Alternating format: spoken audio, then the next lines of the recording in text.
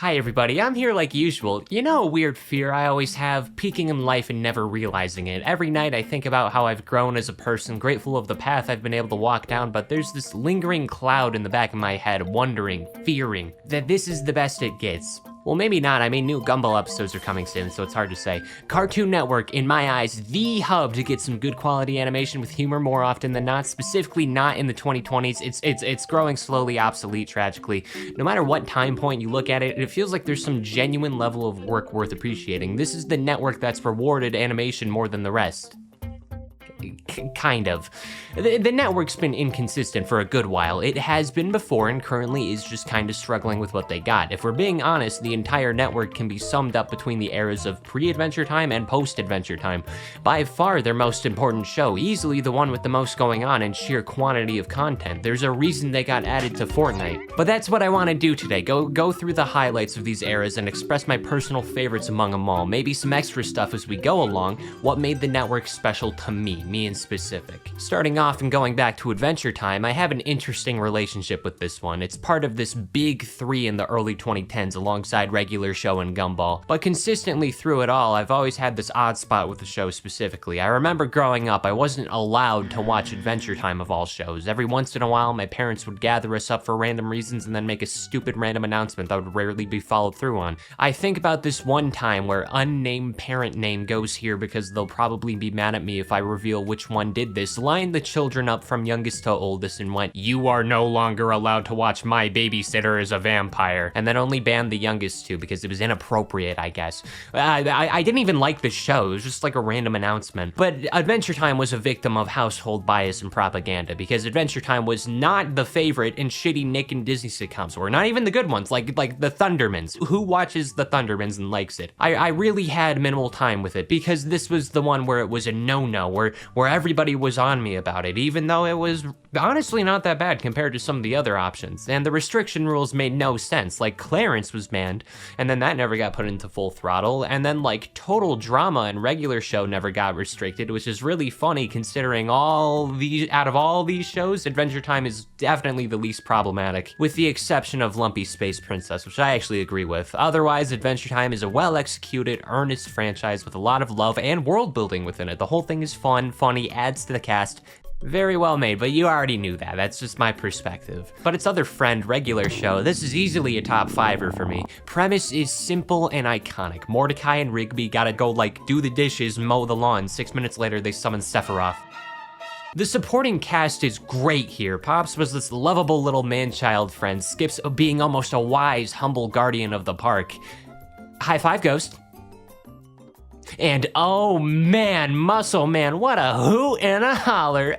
Ooh. Of all of them, I find myself especially attached to Benson. I get a lot of comments on the main channel with that when I raise my voice and try to sound angrier, I sound a little bit like Benson. Though even before then, I would always feel bad on his behalf. With the exception of the Ultimatum Burger episode, it was just like him doing his job and getting punished for it. But that episode in specific, I don't think I can forgive him for that one. It was out of character to eat Mordecai and Rigby's burger. I wish the entire second half of the episode was rewritten so Mordecai and Rigby worked hard, but they don't get the burgers they wanted, but Benson got them ones last minute. That would have worked. That would have been good. He was a good boss who saw real potential in Mordecai and Rigby. He gave them a home and a food. Those two are dipshits for taking it all for granted. And the food here, oh, it always looked good. I always wanted to try the grilled cheese deluxe and excellent challenge. Both of these look great. Just whenever there's cartoons that have good food, it always it tickles my fancy, catches my interest. Regular Show is no difference, and I want to go to Wing Kingdom, damn it. When I was 11, I tried drinking a gallon of milk under an hour like Pops did and was constipated for 3 days. I did it though. All in all, I'm looking forward to the revival that was apparently announced. I hope it doesn't die and is closer to seasons 2 through 5 because I would say that was my personal favorite, the prime of the show. So they better not be in space is what I'm saying. Then we got Gumball. Yeah, it's fun, yeah. If this show ended at season 1, it would have been remembered for its art direction and nothing else. Hell, I would say that carried the identity of the show initially. Most of the worst episodes are season 1, but by the next one, we already got good redesigns that got rid of most of the problems of the initial cast, especially the Watterson family, because I never understood what the point of those like little triangle shadows under each character did. Like when I look at Darwin's legs, I thought he was wearing like some weird black pants thing. I never got it. By season 3, everyone kind of just got their general rigs set up, but truthfully, there was a limit here, you know? Later era Gumball tried harder to make everything references or silly faces or meta jokes that are, in my opinion, funny, sometimes well executed, but not my humor as much. Gumball was split into 2 major groups of characters. You had Elmore Junior High and the family itself. There was rarely overlap, and to an extent that feels realistic. That's something in a lot of shows. Like when Anais and Jamie teamed up, it felt wrong. One thing I liked seeing was when minor or background characters became more relevant in future episodes. There was this elderly quartet background character gang that occasionally showed up, and eventually the mouse one, Louie, he becomes part of the Watterson family when he gets with Granny JoJo. But then that orange lady, the one with the tiny face with blue lips and like really disproportionate, even when I was younger, I wanted her in a hydraulic press. Like she was so mean for no reason. Why do people even act like this? It's so lame. Like go back to Yo Gabba Gabba. Nicole did nothing wrong. You're being mean to be mean. You have no right to be in the vicinity of Darwin. He's too good to even share the same air as you. Last thing that I thought stood out was the premise of the void, like having a place where all your lamer or forgettable characters or ideas deemed as mistakes all get banished to is horrifying. Technically, it's something that could exist in our world and we never realized it, and maybe we never will. Like making an ugly background student in Elmore and into the biggest show antagonist is something I always think fondly of.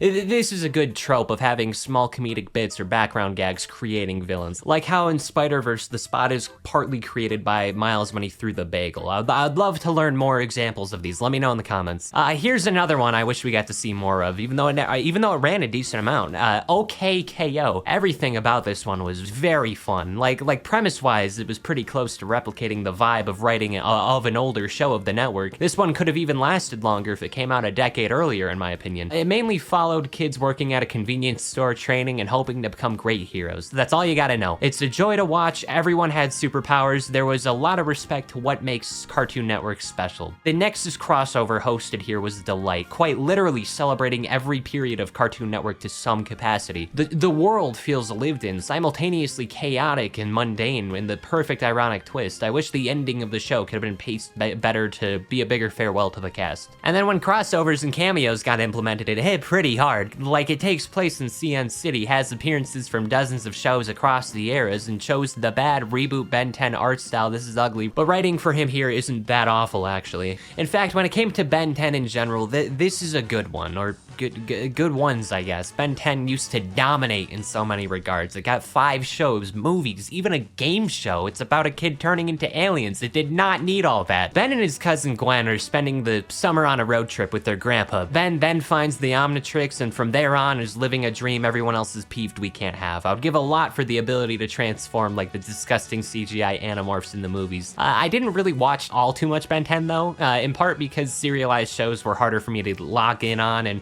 watch consistently, but I appreciated it for being animated well. Until Omniverse, and then this one after Omniverse.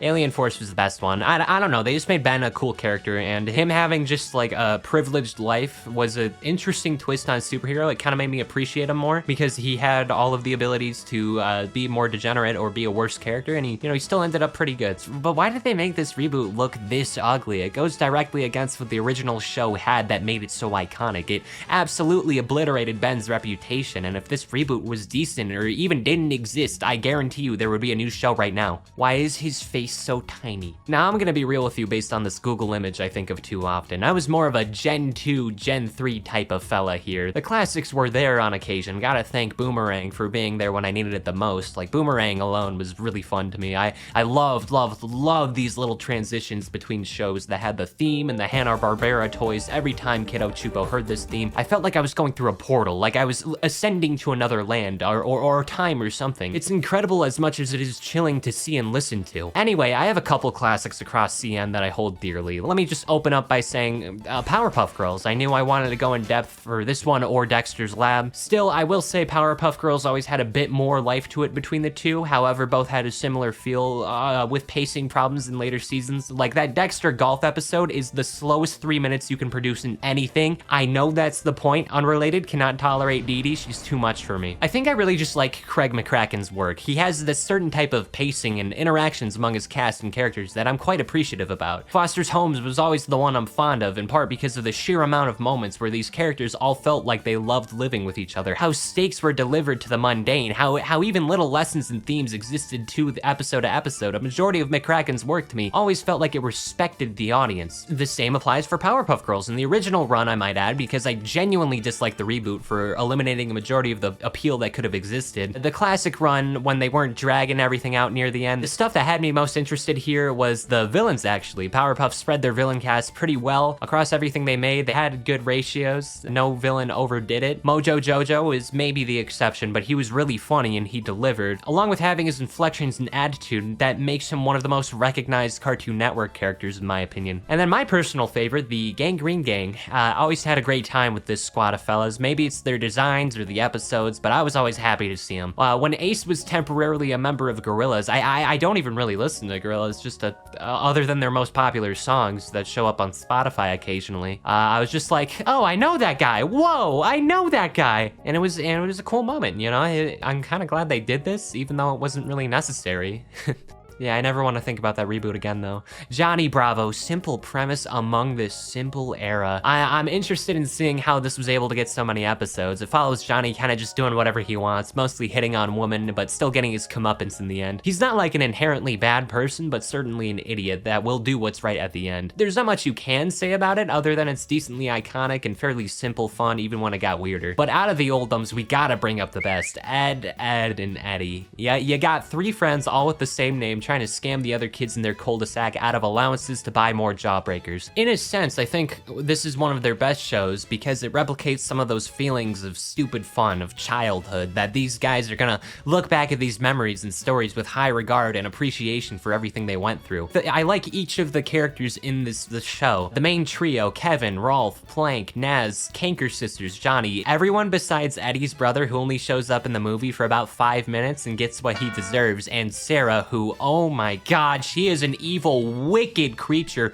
Why was she so mean to Ed? His parents took his stairs away. There's a reason why he tried eating a slide. I think one of my favorite facts regarding this has to come from how the original creator has the rights to the show, that I believe prevents them from having a franchise get a continuation or reboot without them. And that's such a weird thing to think about. It's like, it's a big show, one of the network's longest running, kind of crazy that this was even an option, especially considering some of the dumber decisions Cartoon Network has gone through. Like, do you fellas remember CN Real when they tried giving a shot on live action content? Why would you do that? You're Cartoon Network. That's like Applebee's being good. It's something we're not supposed to know about. It's not possible. It was totally to counter Disney and Nick having their successes with it, but all of these were more random McFunny stories that weren't just like random live action adaptations like the Ben 10 movies. That was totally cool. These were just game shows. These were serialized stories or gimmicks, and almost all of them were just okay. Totally a dumb fun appeal, just a strange time for the network. You had Destroy, Build, Destroy, a show about blowing shit up. Yeah, so you know, you had me right there. That's pretty cool. Somehow they got the rights to Hole in the Wall. For some reason, I thought this one only came to good old CN. Dude, what would happen? It was a fun hypothetical show that I'm not gonna lie, I kind of wish that I could be on this one. It would be great. And then the ones with plots were wildly inconsistent in quality. I mean, Incredible Crew was nice,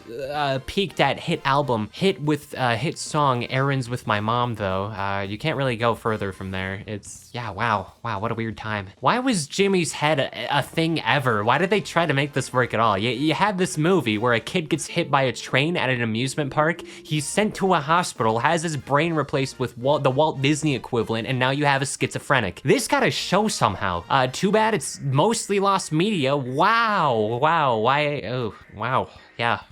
What were they on? Last one I remember was Level Up, and I think this one was about video games coming to life. I don't remember. I kind of mentally blocked this one out. Was it sitcom antics? I think there was an attempt. It's not in my cranium anymore. And as this was happening and the oceans of humans with pores on my screen, you might just occasionally be hit with some other shows at the time that weirdly don't seem like they're getting that much love compared to the rest. That nudes era of commercial blocks was mostly full of anime, and I always thought it was funny to remember they had a decent amount of that on Cartoon Network, along with the shows that we don't really bring up in the history of the network as often compared to everything else. To an extent, I think it was justified, mainly looking at George of the Jungle and Whip Crack Simulator Johnny Test. But beyond that, we had Chowder, we had Flapjack, this duo of really funny shows that stood out among the rest of the lineup, but even still, I wish I saw them more often than occasional reels or clips on social media on my 30 minutes of screen time on my parental controls that my mom still hasn't turned off, even though I'm 31 years old. Thanks for that, Mom. And along with that, you had a couple more interesting ones. Jordan Fridge would make some good videos on this, or already has. Good channel, by the way, check him out. Robot Boy, Chop Socky Chooks, Pet Alien. Does anyone remember Pet Alien? I feel like I'm going insane. I feel like only I know about this show. And then you had Total Drama. Oh no. Now, if I'm being honest, I have enough thoughts on this franchise for it to be its own video. I have watched all of it except for the baby shows and the new seasons that came after it. Horrified of both, by the way. If you fellas want me to talk about this one, let me know, because I really do think there's a lot of things that bother me more than they should, and I could spend at least 20 minutes alone ranting about Lashauna's elimination in season 1. That was not fair. Why did a parrot vote twice? Why did you do that? And before ending off on my personal favorites, I want a real quick lightning-ish round of some ones that I wasn't nearly as fond of, not nearly as much time with, not nearly as memorable for me, but I had some thoughts on within the greater Cartoon Network world.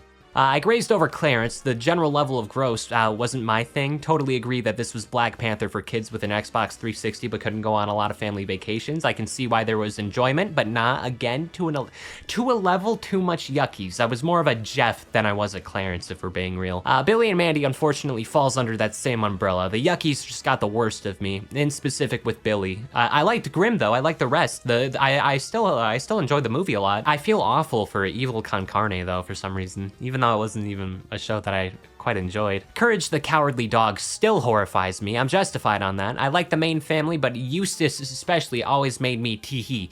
But it was basically over for me once I saw the Slab episode that did nothing but possibly produce a fear of slabs. We Bare Bears is probably the most average modern cartoon I've ever seen. Simpler premise, common art style, especially among the network, but it was fun when it wanted to be. Though I don't like Panda, by making one of your main trio insufferable, you kinda sorta completely damaged the final thing being produced. Panda was a nice guy who finished last and deserved it. Uncle Grandpa was a lot of fun when it hit. When it missed, it felt like Fort Awesome, which is one of the worst shows ever, or other CN shows that lay in infamy, like Problem Solvers. Whose idea was this? By that I mean it freaking sucked. My favorite was Mr. Gus, who is also responsible for the best Steven Universe episode.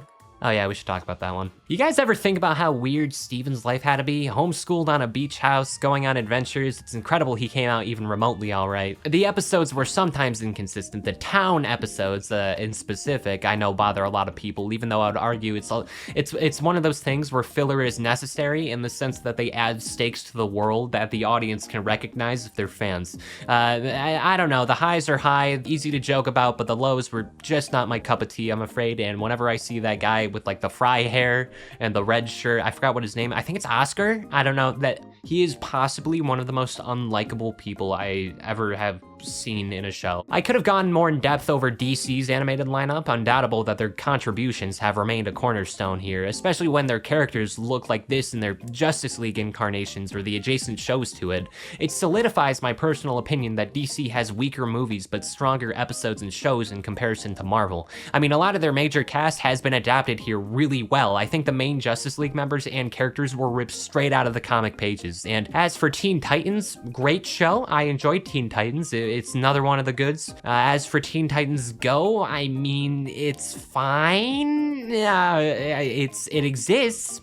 It has its moments, but so does substance abuse. Lastly, Samurai Jack. I kind of want to save my thoughts for it when I get on Adult Swim inevitably. I always saw it as a far more mature show than anything, and whenever it was available, it was greatly appreciated as a change of pace when looking at the style and tone throughout. I don't know. Maybe I just like Gennady that guy's last name. I think it's Tartakovsky. Gennady Tartakovsky. I love his work. Story for another day. But above all else, there's one little tiny fun little tune that we all know and love better than any of the rest. One that we should all be proud of seeing and a joy in all regards. The best and honestly my favorite, codename Kids Next Door. KND is so fun. A special organization themed around kids doing what kids do with their own machinery and inventions. I loved how big everything felt. The premise, the treehouse, moonbase.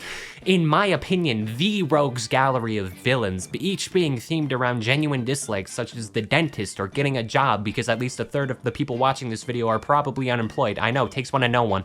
I always think about how there was a mutual respect. It felt like all sides were great to be a part of. Even when I was younger, seeing that you would be decommissioned immediately upon turning 13 was another thing that broke me a little bit. Like losing your memory seemed horrible, weirdly forever broke my perception of being part of the program. But yes, I liked it all. It felt like every mission, story, premise, it was exaggerated but relatable. Like yes, I do like snow days, thank you for asking. No, don't like neckties though. When all combined, it made this experience and adventure that was a delight to see and follow. I liked how everything felt, and it was cool seeing all the characters be a part of something. Even seeing things like teens having a program of their own, and how leadership is designated by a game of tag because nobody wants to be stuck with that burden. Everything here was perfect, down to the last minute detail. It hurts seeing that Galactic Kids Next Door never really rolled into fruition. And that movie, the story and lore here was so enthralling, so fun. Everything about it just left me excited and hopeful for what else would or could come after the fact. Finding out that number one's dad was the founder, the family tree of the main cast, genuine world-ending stakes with elderly zombies. It's great, and tapioca pudding sucks. A Cartoon Network, honestly, more than any other of the animated lineups, it felt unified. It felt like there was a greater family that everyone was proud of. The essence here always leaned toward the crossover and interaction aspect, like CN City, special events across the history of the network, and more. And sure, there were more classics I didn't really look at, maybe some of the ones that didn't linger with me like they could have, but all in all, the creators of these shows, the love behind so many of these things, and the transitions between each era felt special in its own way. I am proud to have seen it grown and what has come from it. As for more recent stuff and the transition to streaming, it's become more heartbreaking than anything.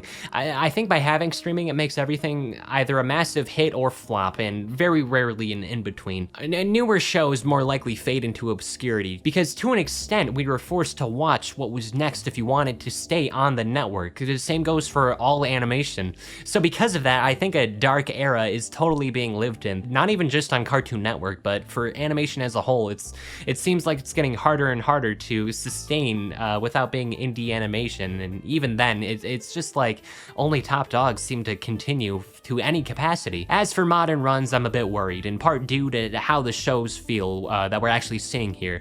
Though if you're looking for anything new, I would recommend Apple and Onion, because there's just a vibe here. Can't quite describe it, but you know, it was enough for me to follow after the fact. It felt like a transition between this fun youth to adulthood, this awkward humor that I found myself enthralled by. And for that, I appreciate it and kind of wish it did better.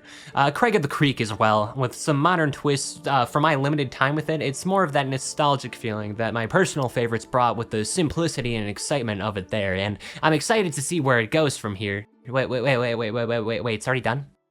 Well, shit. Anyway, that's all, fellas. Subscribe, leave a like. I would love to talk about more of the channel in the comments if you leave a comment.